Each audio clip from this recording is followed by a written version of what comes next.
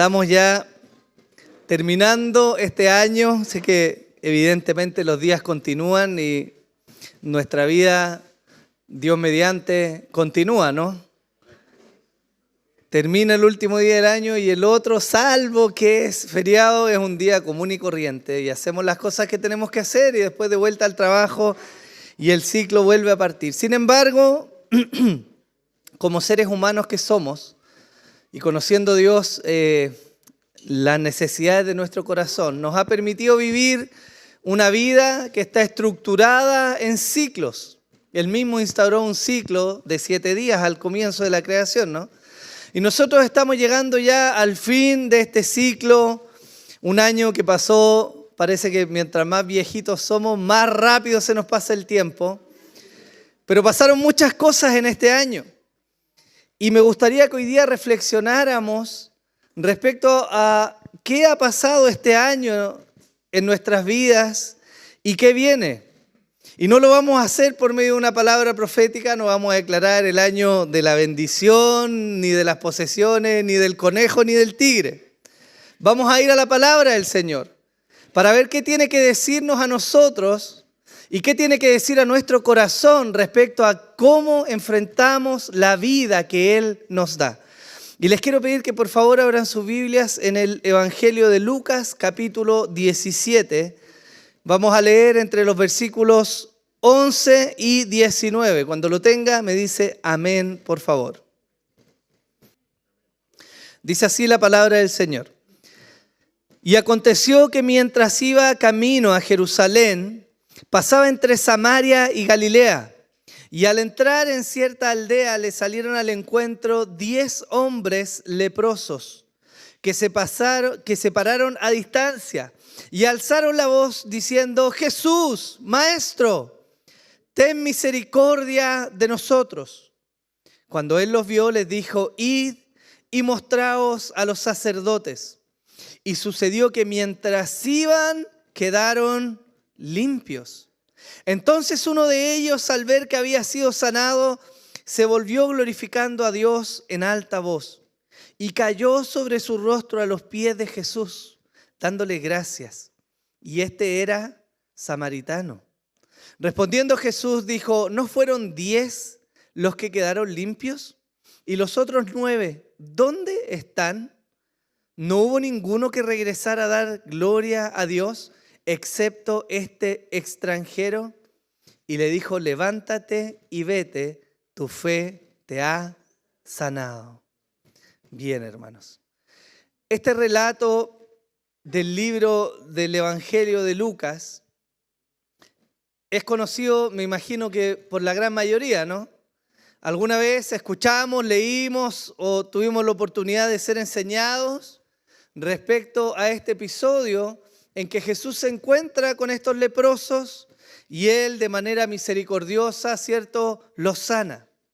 Pero me gustaría que habláramos hoy día, y le voy a ir explicando qué tiene que ver este texto con lo que hoy día estamos pensando en nuestra mente, que es el término del año.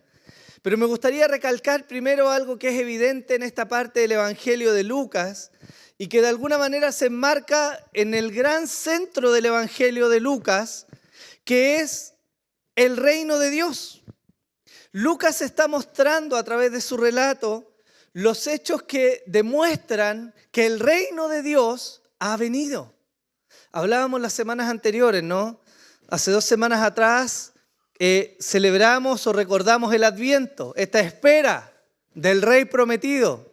Hablamos la semana anterior de quién es este Rey prometido y bajo qué circunstancias Él vino a encarnarse en esta tierra. Y del mensaje de Jesús, de manera muy relevante, Él declara cuando comienza su ministerio que algo que se esperó por siglos y siglos por fin había llegado. ¿Qué es eso que había llegado? El Mesías, ¿no? Pero del Mesías venía algo junto con Él. Y ese algo es el reino de Dios. Había llegado a la tierra. Eso es lo que Lucas está narrando en esta gran sección del centro. Él está mostrando a través de distintas cosas que Jesús hizo y enseñó lo que significa y las implicancias de que este reino de Dios haya venido a los hombres. En Lucas 7, versículos 18 al 23, dice así: entonces los discípulos de Juan le informaron de todas estas cosas, y llamando Juan a 2 de sus discípulos, los envió al Señor diciendo: ¿eres tú el que ha de venir o esperamos a otro? Cuando los hombres llegaron a él, dijeron: Juan el Bautista nos ha enviado a ti, diciendo: ¿eres tú el que ha de venir o esperamos a otro? En esa misma hora curó a muchos de enfermedades y aflicciones y malos espíritus, y a muchos ciegos les dio la vista. Y respondiendo él, el Señor, les dijo: id y contad a Juan lo que habéis visto y oído. ¿Qué es lo que ellos han visto y oído? Que los ciegos reciben la vista, los cojos andan, los leprosos quedan limpios y los sordos oyen. Los muertos son resucitados y a los pobres se les anuncia el evangelio. Y bienaventurado es el que no se escandaliza de mí. Jesús se enfrenta en el episodio que estamos leyendo en Lucas a un grupo de hombres que tenía una condición particular. La Biblia lo describe como leprosos. Y los leprosos en aquel tiempo, que era un conjunto de enfermedades, no eran solo los que tenían lepra, vivían en una condición muy particular. Ellos eran hombres que estaban marcados por la sociedad y eran apartados de la vida de la sociedad. No podían participar ni en los actos civiles, ni podían participar de los actos religiosos. Ellos eran tenidos por inmundos, según nos dice el Antiguo Testamento, y entonces eran apartados. Quisiera recordarles un poco lo que la ley de Moisés decía respecto a este tipo de hombres. En Levítico 13, desde el versículo 1 dice así: el Señor habló a Moisés y a Aarón diciendo: cuando un hombre tenga en la piel de su cuerpo hinchazón o erupción o mancha blanca lustrosa y se convierta en infección de lepra en la piel de su cuerpo, será traído al sacerdote Aarón o a uno de sus hijos, los sacerdotes. Y el sacerdote mirará la infección en la piel del cuerpo, y si el pelo en la infección se ha vuelto blanco y la infección parece más profunda que la piel de su cuerpo, es una infección de lepra. Cuando el sacerdote lo haya examinado, lo declarará, ¿qué dice ahí? Inmundo. En Levíticos 13, también más adelante, en el versículo 45, dice: cuando el leproso que tenga la infección, sus vestidos estarán rasgados, el cabello de su cabeza estará descubierto, se cubrirá el bozo y gritará: inmundo, inmundo. Permanecerá inmundo todos los días que tenga la infección. Es inmundo. Vivirá solo. Su morada estará fuera del campamento. Y esto es importante para lo que estamos leyendo en Lucas, porque nos está hablando del trasfondo, el contexto que estos leprosos tenían. Parece que nos acostumbramos a veces a ver a Jesús haciendo milagros y sanando, dando la vista a los ciegos, ¿cierto? Levantando a los paralíticos y haciendo milagros en medio de la gente. Pero de manera muy particular, este grupo de hombres tenía la condición de vivir aislados de la sociedad. Eran mirados como lo peor que había. Aquellos que podían contaminar. Y de hecho era uno de los propósitos de la ley por los cuales se mandaba a apartar a estos hombres. Porque habían enfermedades que se transmitían, como la misma lepra, ¿cierto?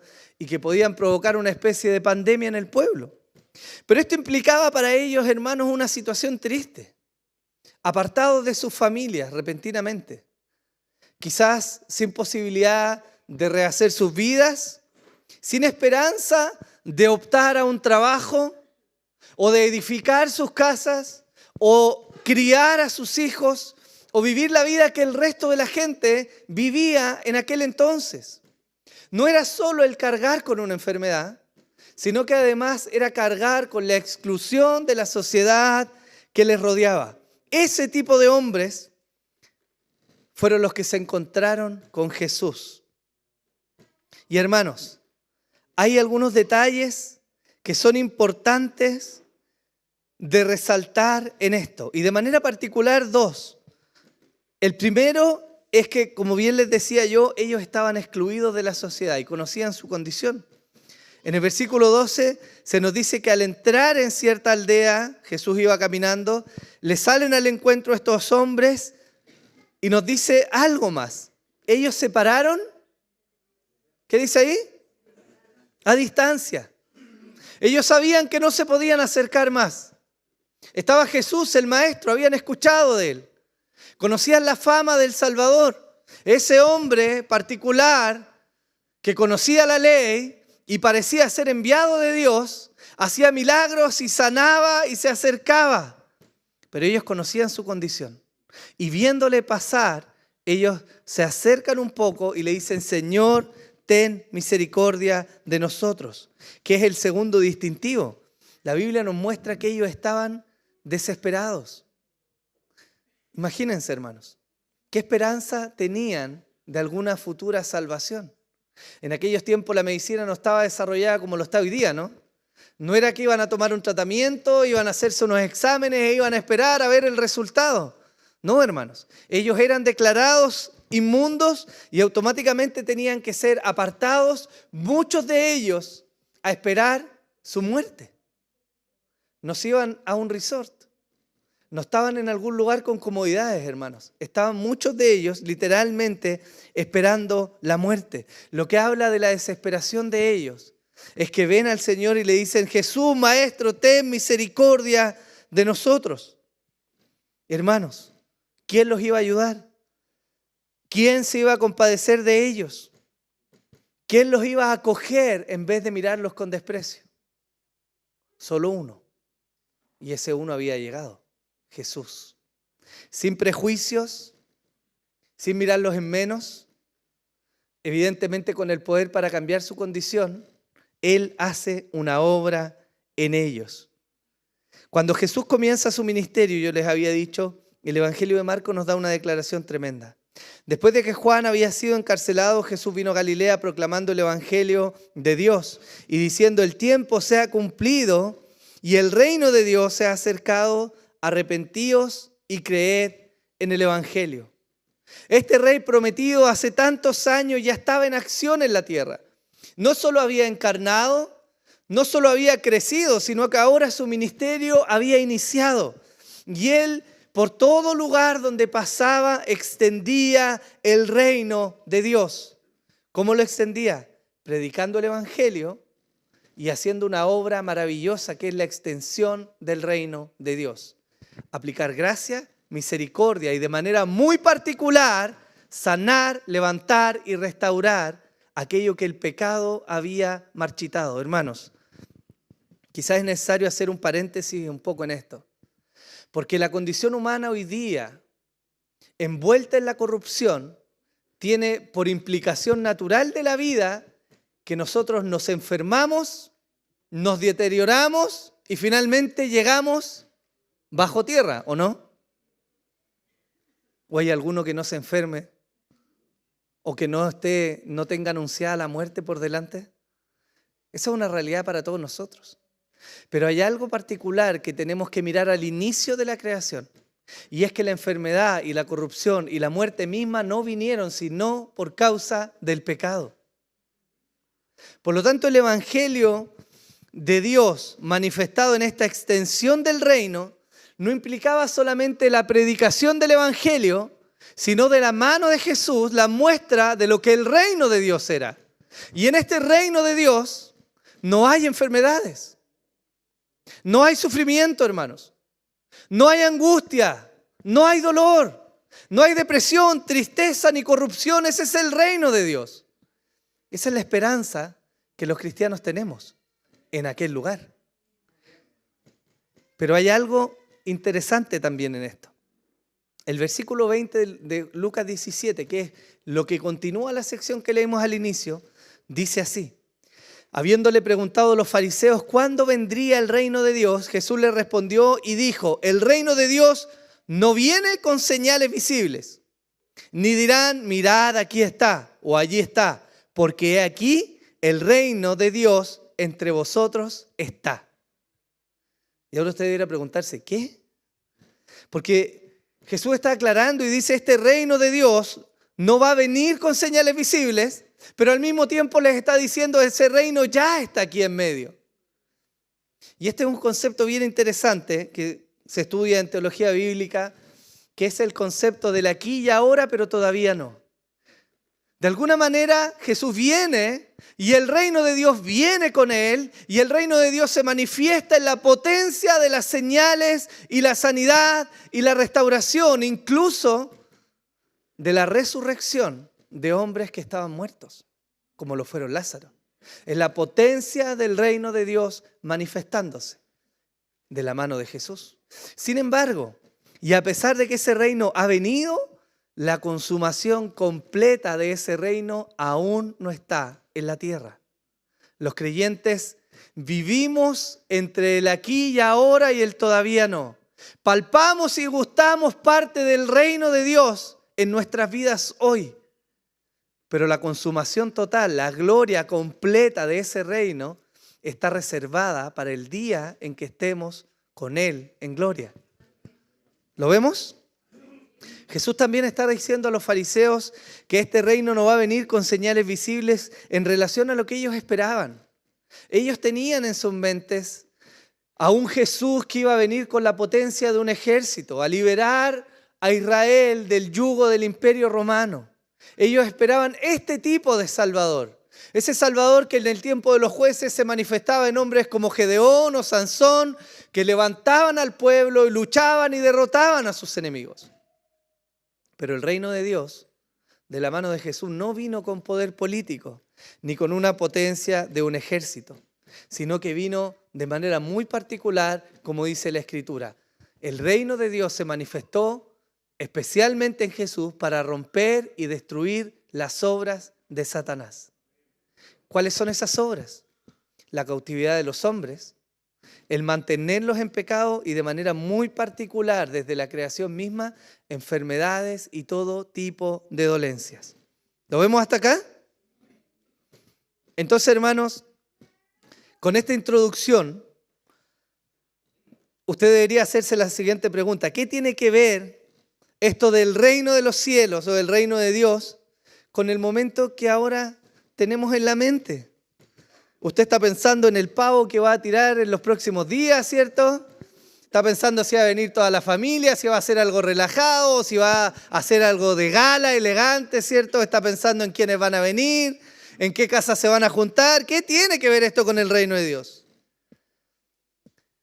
Pero tiene mucho que ver, hermanos, porque el reino de Dios se ha manifestado en nuestras vidas. Y de manera muy particular, no a través de un evento, sino que se ha manifestado de manera constante y permanente en medio nuestro. ¿Cómo lo sabemos? Hermanos, Dios no ha tenido solamente encuentros casuales con nosotros, sino que hemos estado participando en este año en particular en el fruto de su reino todo el tiempo que hemos permanecido en comunión con la vida de la iglesia. El reino de Dios se ha manifestado ahí. Mi pregunta entonces, hermano, de cara a este año que viene y quizás en evaluación de lo que pasó, es cómo hemos reaccionado nosotros a este acercamiento del reino. Porque lo que leemos en Lucas es esto. Estaban estos hombres en necesidad y el reino de Dios llegó de la mano de Jesús. Pero de manera muy particular vemos dos tipos de reacciones en estos leprosos. Uno reacciona de una manera particular y los otros 9 reaccionan de otra manera. Y en eso creo que tenemos que reflexionar el día de hoy. Hay una palabra que creo que se ha perdido bastante en nuestra sociedad y creo que nuestra sociedad nos empuja cada vez más a que esa palabra se pierda de nuestra mente y de nuestro vocabulario. No se la quiero decir yo, no quiero decir que la adivine porque estaríamos mal. Quiero que la piense, que la reflexione. Si usted leyera estos versículos de Lucas 17, esta enseñanza de los 10 leprosos, ¿cómo definiría quizás el mensaje central de este texto en una sola palabra? Gratitud. Gratitud. Es lo que salta a la vista cuando leemos este texto. Si de algo nos quiere hablar el discípulo de Pablo, Lucas, que escribe el Evangelio, es de gratitud. Resalta en el texto, sale a la vista que esa palabra es central en todo lo que está enseñando. Y me atrevo a decir que de manera muy particular en este tiempo, la sociedad nos impulsa y nos anima a dejar de lado la gratitud. Lo escuchamos en algunas iglesias, ¿o no? Saca al campeón que hay en ti. Toma esa bendición, la mereces, es tuya. Saca el fruto de tu trabajo, lo mereces. Date esas vacaciones, esfuérzate. Date ese descanso, es tuyo, lo mereces, ¿o no? Pero parece que nos hemos olvidado de algo en medio de todo esto. Y es que muchas de las cosas que decimos merecer no son sino una muestra de la gracia de Dios en nosotros, no de algo que nosotros hayamos ganado.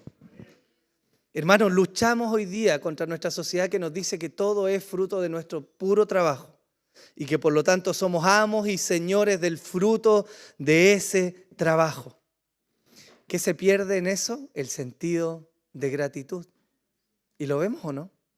No me levante la mano porque no es necesario, pero ¿cuántas veces no han habido discusiones en el núcleo del hogar respecto a temas como, oye, esto me lo merezco, es mío, ¿no? Trabajo toda la semana, este es mi tiempo, ¿merezco descansar o no? No sé si le ha pasado a algún varón por ahí. O quizás sus hijos tienen esa actitud a veces en que ellos reclaman algo como si les fuera propio por derecho.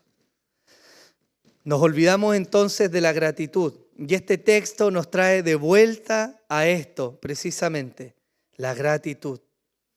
El Señor se encuentra con ellos y sin mediar más palabra, por lo menos es lo que registra Lucas, le dice, vayan al sacerdote y preséntense ahí. La ley exigía en el Antiguo Testamento que si estos hombres tenían la sospecha de que su enfermedad había sido curada, entonces tenían que ir de vuelta a los sacerdotes, al mismo que los había declarado impuros para que él los examinara y entonces ahora los declarara limpios. Y el texto nos muestra de alguna manera que Jesús les dice, vayan, y ellos fueron. Y mientras iban, dice la Escritura, ¿qué pasó? Quedaron limpios. El milagro, hermanos, quedó hecho. La sanidad llegó a sus vidas. Su estatus social y religioso cambió en ese mismo momento y la esperanza volvió a estar en ellos. Podrían rehacer sus vidas. Quizás iban a poder volver a ver a sus hijos o a sus padres ancianos. Quizás podían tener ahora la esperanza de tener un trabajo y dejar de vivir en el lugar donde estaban viviendo. Quizás iban a encontrar el amor de sus vidas. Ahora podían, de vuelta en la sociedad. Pero aquí se da precisamente el gran contraste del texto. Porque solo uno de los leprosos vuelve al Señor Jesús. Muchas veces, hermanos, creo que malentendemos el concepto de lo que significa ser bendecidos. Creemos que por cosas buenas que ocurren en nuestra vida, tenemos el favor de Dios. Algunos piensan que tener una buena familia, una buena casa, una buena situación laboral o al menos estable en estos días, el no tener enfermedades o el no pelear con nadie es una muestra palpable e inequívoca de que ellos cuentan con el favor de Dios. Pero esto es algo que el texto nos está mostrando. No toda bendición implica el favor de Dios. La venida del reino de Dios, hermanos, significa que muchos han de ser beneficiados, incluyendo a aquellos que no forman parte de la familia de Dios. Y aquí el detalle de nuestra atención. Hermanos, un esposo no creyente va a ser bendecido por una esposa creyente. Un hijo no creyente va a ser bendecido por sus padres cristianos. Una sociedad incrédula es bendecida por sus habitantes cristianos. Y un asistente inconverso a este lugar ha de ser bendecido por la iglesia. ¿No practica la iglesia actos de misericordia? ¿No hay gente que es bendecida a través de la labor que es ir a acompañar, guiar, llevar mercadería, llevar compañía, hablar, ir a visitar las tomas, los abuelitos en distintos lugares? Pero eso no significa que todas esas personas son aprobadas por Dios y cuentan con el favor de Dios. Y eso es tremendo en el texto. Porque son muchas las instancias de nuestra vida en que las cosas marchan bien y podemos pensar y autoengañarnos de que entonces Dios ha determinado bendecir nuestras vidas. El texto nos muestra esto y nos hace recordar de alguna manera esa promesa que se le dio a Abraham en Génesis 12:3. ¿Usted se recuerda? Bendeciré a los que te bendigan y mal que te maldiga, maldeciré. Y en ti, ¿qué dice? Serán benditas. ¿Algunas familias de la tierra? Todas las familias de la tierra. ¿Cómo? ¿Quiere decir eso entonces que Dios está empecinado en salvar a todo el mundo? No, evidentemente no. Mateo 22:14 dice, porque muchos son llamados, pero pocos los escogidos. Y Mateo 27, Jesús hablando delante de las multitudes, Él dice, no todo el que me dice Señor, Señor entrará en el reino de los cielos, sino el que hace la voluntad de mi Padre que está en los cielos. Pero es muy relevante el hecho de ver que el reino de Dios se manifiesta hoy día a través de la iglesia y se extiende a través de la iglesia y bendice a través de la iglesia, pero no todos los bendecidos, no todos los que ven, no todos los que participan obtienen el favor de Dios. Eso nos lo muestra el texto. Y es una realidad, por un lado, alentadora para el pueblo, pero por el otro lado, terrible para los que no son parte del pacto. La Escritura nos sigue diciendo en Lucas 17, en el versículo 15, entonces uno de ellos, al ver que había sido sanado, se volvió glorificando a Dios en alta voz y cayó sobre su rostro a los pies de Jesús dándole gracias. Y este era samaritano. Lucas hace el énfasis. Además, es como si estuviera diciendo, además, este hombre que ni siquiera era parte del pueblo de Israel, que se había apartado hace siglos atrás en pos de otra línea y de otros dioses, además, ese volvió y se postró delante de Jesús. Y ahí es cuando vemos lo que yo les estoy diciendo en el texto. Jesús les pregunta, ¿no fueron 10 los que quedaron limpios? ¿Y los otros 9 dónde están? ¿No hubo ninguno que regresara a dar gloria a Dios excepto este extranjero? Podríamos nosotros pensar, y a veces, aunque no lo confesamos con nuestra boca, lo creemos en nuestra mente. A veces pensamos que si no le agradáramos a Dios, no nos iría bien en la vida, ¿cierto? Y a veces pensamos que, bueno, tan mal no debo estar con Dios porque me está yendo bien en realidad, ¿no? Y estos leprosos quizás lo pensaban en el camino. Uy, este maestro de verdad hizo algo. Mírame, no tengo las llagas en mi piel. Vamos a mostrarnos al sacerdote y vamos a seguir con nuestras vidas. Somos libres, por fin. Y el Señor en ese trayecto, conociendo lo que ellos pensaban, porque Él lo conoce todo, preguntándole al leproso que se devolvió dónde estaban los demás, no retrajo de ellos la bendición. Él decidió sanarlos y los sanó, a pesar de que ellos no se volvieron a Él. ¿Lo vemos? Pero hubo uno que llegó al Señor. Y Jesús dice algo muy particular. En el versículo 19 le dijo, levántate y vete, tu fe te ha sanado. ¿Se acuerdan ustedes cuando Jesús estaba enseñando en una casa y de repente ve que el techo se abre y baja un hombre en la camilla? Un hombre que estaba paralítico y estaban los fariseos mirando qué iba a hacer Jesús, ¿cierto? Y él, sabiendo lo que estaban pensando de él, le dice, ¿qué es más fácil decirle a este hombre, levántate y camina, o decirle tus pecados te son perdonados? Y Jesús dice, para que sepan que el Hijo del Hombre tiene poder, a ti te digo, levántate, toma tu camilla y ándate. La fe de él le trajo salvación y además la sanación. Este leproso que se devolvió experimentó la sanidad de su cuerpo y la salvación de su alma. No así los 9 que se fueron con la bendición, pero sin la salvación. Hermanos, eso me estremece por dentro.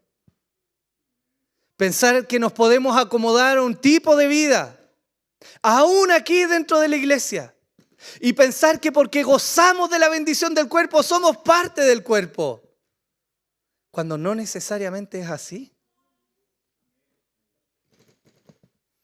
¿Cómo podemos saber, hermanos, quién es quién? Es cierto que Jesús dijo, por los frutos los conoceréis, pero esa es una mirada de largo plazo. Y no somos nosotros inquisidores para andar mirando este es y este no es, ¿no? Pero ¿sabe cómo lo podemos ver? Porque el texto nos lo dice. Él volvió glorificando a Dios en alta voz. Cayó sobre su rostro a los pies de Jesús y le dio gracias. Él se volvió. El retomar su vida podía esperar. Había tiempo para ir después a los sacerdotes y decirle, mírame, soy limpio. Pero había algo que era prioritario en su vida. Después de quizás largos años, el texto no nos dice cuánto esperó. No nos dice si se enfermó de pequeño, si de grande, no nos dice si era viejo, si era joven. La Biblia no entra en ese detalle. Pero nos salta a la vista que era absolutamente relevante para este leproso poner en pausa la continuación de su vida y volver a aquel que lo había sanado para darle gracias. ¿Saben qué es tremendo de esto, hermanos? Que el leproso no solo vino a dar gracias, como diciendo gracias Señor, ¿cierto? Gracias Señor porque hay pan en la mesa. Gracias Señor porque hay salud, porque estamos vivos, ¿cierto? Él hizo algo más. Él adoró a Dios. Y esa es la muestra, hermanos míos, de lo que diferencia a un verdadero creyente de uno que no lo es. Tú puedes participar activamente en la vida de la iglesia. Puedes hacer los cursos. Pudiera incluso llegar a bautizarte, si este pastor falible falla en su discernimiento. Puedes llevar una vida apacible. Y si te acompaña un buen carácter, más que el mío, que es. Si te acompaña un buen carácter, seguramente va a ser más fácil que te puedas camuflar entre el rebaño del Señor. Pero la actitud de tu corazón va a mostrar evidentemente si hay conversión o no. Y estos hombres seguro tenían algo de gratitud en sus corazones, algo debe haber en ellos que quizá, bueno, gracias Señor, pero tengo mi vida por delante, tengo que caminar. Tengo que seguir y llegar a retomar lo que había puesto en pausa cuando esta enfermedad se manifestó. Pero este otro hombre se devolvió a adorar, hermanos. Él se volvió a postrar a los pies de Jesús. Él quería darle gracias, quería reconocer la grandeza de Dios contenida en él. Eso era relevante. Hermanos, ¿brota de nuestro corazón la gratitud a Dios? ¿Es algo que marca nuestras vidas? Porque es fácil, no quiero decir animales de costumbre, porque no somos animales nosotros, pero somos seres de costumbre. Nos acostumbramos a un tipo de vida, nos acostumbramos fácilmente a una forma de vivir. Y si esa forma es venir a la iglesia y estar en medio de la iglesia y de repente ir a alguna actividad, de repente estar allá, incluso nos podemos acostumbrar, hermanos, a abrir nuestra billetera y dar de nuestro dinero. Y vivimos en un marco y somos parte de una comunidad y nos comportamos parecido y estamos ahí. Pues la pregunta es si realmente está acá su cuerpo o su corazón, hermanos. Porque eso es lo que marca lo que leemos de este leproso. No solo devolvió su cuerpo como una buena costumbre. Alguien podría decir, bueno, era buen educado, se devolvió a dar gracias. No, él vino a adorar a Jesús. Hermanos, entonces la pregunta es para nosotros, ¿somos adoradores de Dios realmente?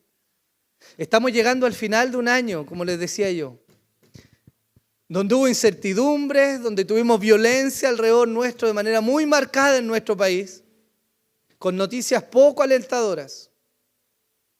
Y para el próximo año quizás tenemos expectativas, esperanzas. Quizás este va a ser el año en que tengo puestas las fichas para encontrar un mejor trabajo, ¿no? O quizás encontrar uno si hoy día no lo tengo. Quizás este año que viene pudiera Dios sanarme de esa enfermedad que me aqueja. Quizás este próximo año voy a encontrar a la mujer o al hombre de mi vida. Ahora sí, Señor, este año.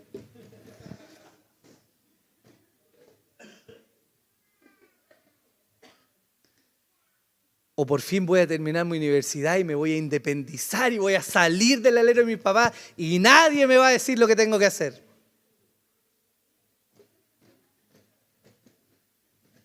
Cualquier coincidencia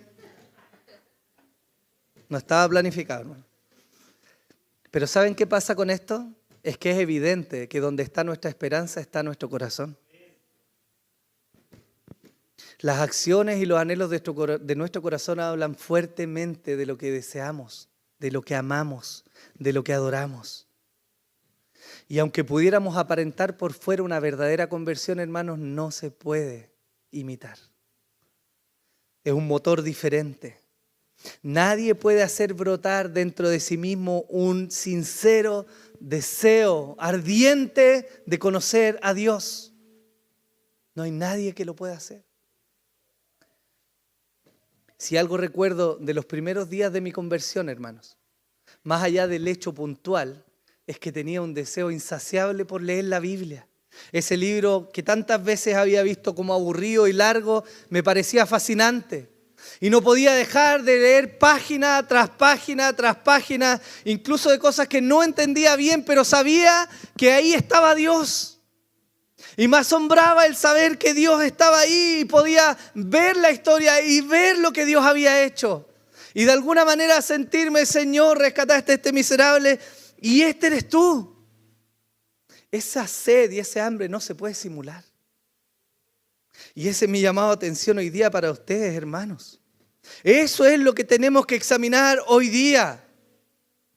Podemos realmente, como le digo, estar siendo bendecidos grandemente por nuestro entorno. Y aún así, no formar parte del pueblo del Señor. La gratitud resalta en esta forma de vida del que es un verdadero creyente. El verdadero creyente, hermano, ¿sabe qué? No es aquel que el pastor lo está picaneando. Oye, ya, hermano, métete a algún ministerio, hay que servir. Ya, pues, hermano, y va el pastor, ¿cierto?, con el tenedor ahí detrás. No, hermano. El verdadero creyente arde en su corazón por la gratitud que siente de lo que Dios ha hecho en su vida y sirve en lo que sea. ¿Saben qué decía yo? Perdóneme la autorreferencia, pero lo tengo muy marcado. La primera cosa que hice yo cuando me convertí, llegué a la iglesia, no conocía a nadie, ni tenía mucho deseo. ¿Sabe qué me quedaba hacer yo? Llegaba o antes del culto a barrer la iglesia o me quedaba después del culto a barrer la iglesia. Porque no tenía cómo expresar y cómo manifestar la gratitud que sentía hacia Dios, hermanos. Y son deseos que no pueden brotar imitándose. Son propios de una naturaleza nueva que nos muestra la gloria de Dios, como le pasó a este leproso. En el sentido muy opuesto, el apóstol Pablo nos dice algo. En 2 de Timoteo capítulo 3. Pero debes saber esto, advierte el apóstol Pablo, que en los últimos días vendrán tiempos difíciles, porque los hombres serán amadores de sí mismos, avaros, jactanciosos, soberbios, blasfemos, desobedientes a los padres. ¿Y qué dice ahí a continuación? ¿Cómo? Ingratos, irreverentes, sin amor, implacables, calumniadores, desenfrenados, salvajes, aborrecedores de lo bueno, traidores, impetuosos, envanecidos, amadores de los placeres en vez de amadores de Dios, teniendo, ¿qué dice ahí? Apariencia de piedad, pero habiendo negado su poder, a los tales evita. Porque entre ellos están los que se meten en las casas y llevan cautivas a mujercillas cargadas de pecados, llevadas por diversas pasiones, siempre aprendiendo, pero nunca pueden llegar al pleno conocimiento de la verdad.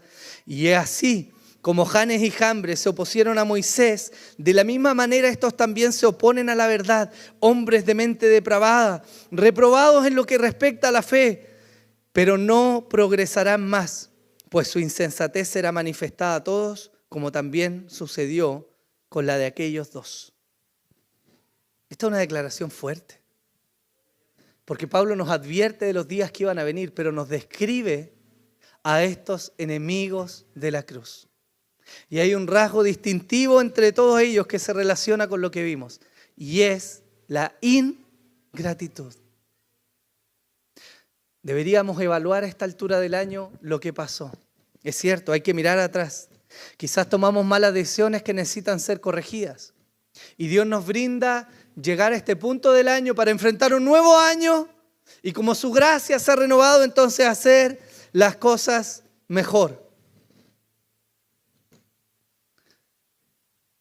Pero la gratitud, hermano, no se va a aprender en un curso. Lo siento. No lo va a sacar del mejor seminario al que vaya. No se lo van a dar por imposición de manos. Usted no va a llegar a ser una persona agradecida porque su esposo o esposa es agradecida o porque sus hijos lo sean. Esto evidencia la conversión real en el corazón del hombre. El Señor nos ayude. Entonces, mirando este año, hermanos, lo que brota de este término de año es cómo el próximo año voy a cumplir mis deseos. ¿O de verdad debiera agradecer al Señor su gracia y su fidelidad sobre mi vida?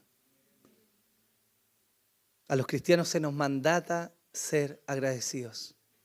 Primera de Tesalonicenses 5, del 16 al 18 dice: estad siempre gozosos, orad sin cesar, dad gracias en todo, porque esta es la voluntad de Dios para vosotros en Cristo Jesús. Y hoy estamos acá, hermanos, y la gracia de Dios no se ha acabado.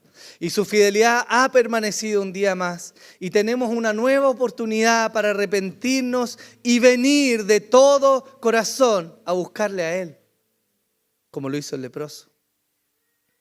Quizás necesita ayuda para verlo con más claridad. Pero padres, ustedes pueden dar gracias a Dios por sus hijos. Los hijos pueden dar gracias a Dios por sus padres. Los esposos pueden dar gracias a Dios por sus esposas. Y las esposas por sus esposos. Los trabajadores pueden dar gracias a Dios porque tienen sustento. Y los estudiantes pueden agradecer a Dios que les ha dado inteligencia para estudiar. Hermanos, pueden dar gracias a Dios por la iglesia en la que el Señor los ha puesto. Y todos los que somos cristianos podemos agradecer al Señor por el llamamiento santo que hizo a nuestras vidas. Por Jesús. Colosenses 2:4 dice: perseverando en oración, velando en ella con acción de gracias. El leproso ganó, entre comillas, ganó lo más grande a lo que podía aspirar. Aunque fuera sanado, con los años su cuerpo se iba a volver a deteriorar y sus huesos se iban a cansar e iba a llegar de nuevo a la tumba. Pero en ese encuentro con Jesús, adorando al Señor, Él obtuvo la vida eterna. Y más allá de lo que el tiempo de esta vida determinara para Él, una gloria maravillosa se abría adelante. Lo que Él palpó de alguna manera, simplemente con la sanidad de su cuerpo, que debe haber sido tremendo para alguien en su condición, Él obtuvo la promesa en la eternidad, para siempre. Ya no una vez en la tierra, por toda la eternidad, hermanos. Puedes tener esta esperanza. Romanos 8:31 en adelante. Entonces, ¿qué diremos a esto? Si Dios está por nosotros, ¿quién estará contra nosotros? El que no eximió ni a su propio Hijo, sino que lo entregó por todos nosotros, ¿cómo no nos concederá también con Él todas las cosas? ¿Quién acusará a los escogidos de Dios? Dios es el que justifica. ¿Quién es el que condena? Cristo Jesús es el que murió, sí, más aún el que resucitó, el que además está a la diestra de Dios, el que también intercede por nosotros. ¿Quién nos separará del amor de Cristo? Tribulación o angustia o persecución o hambre o desnudez o peligro o espada, tal como está escrito. Por causa tuya somos puestas a muerte todo el día. Somos considerados como ovejas para el matadero. Pero en todas estas cosas somos más que vencedores por medio de aquel que nos amó. Porque estoy convencido de que ni la muerte, ni la vida, ni ángeles, ni principados, ni lo presente, ni lo porvenir, ni los poderes, ni lo alto, ni lo profundo, ni ninguna otra cosa creada nos podrá separar del amor de Dios que es en Cristo Jesús, Señor nuestro. Hermanos, ¿no debiera brotar gratitud en nuestros corazones? Vivir el Evangelio es una tarea imposible para alguien que no ha experimentado la salvación. Y es imposible para alguien que no tiene el motor de la gratitud dentro de él. El Evangelio se va a transformar en reglas, en sinsentidos, en un montón de imposibles de lograr, salvo que tengamos la gracia de haber visto al Señor y haber sido rescatados por Él. Por el contrario, alguien que ha experimentado esa salvación en su vida dejará de servir a Dios. Porque no hay forma, hermanos, en que lleguemos siquiera a pagar 1 milímetro de toda la deuda que tenemos para con Dios. Y no que busquemos pagarla porque Jesús lo hizo por nosotros. Pero es imposible que vivamos de otra manera, ¿no? Hermanos, entonces, que sobre todas las cosas el Señor traiga para nosotros en este año que viene lo más importante, que es tener un corazón agradecido. Amén.